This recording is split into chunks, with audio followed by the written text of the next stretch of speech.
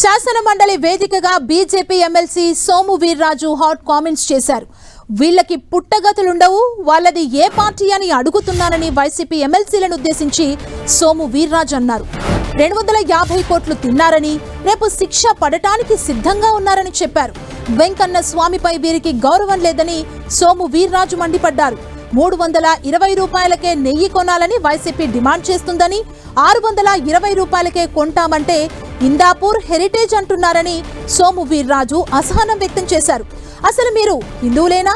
ఎందుకు క్షమాపణ చెప్పాలని వైసీపీ సభ్యుల్ని ఉద్దేశించి సోము వీర్రాజు ఘాటుగా స్పందించారు.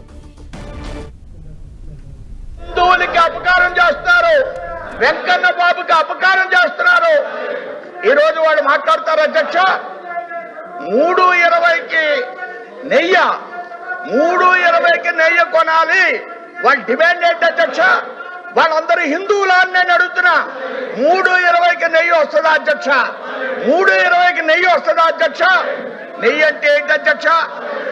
వీళ్ళందరూ జగన్మోహన్ రెడ్డి గారు, మేం గాని సభ్యులు గాని 320కి నెయ్యి కొంటున్నారా అధ్యక్ష? అవునయ్యా, 320కి ఆవు నెయ్యి కొంటున్నారా? చైర్మన్ గారు మీరు కొంటున్నారా 320కి ఆవునయ్యా?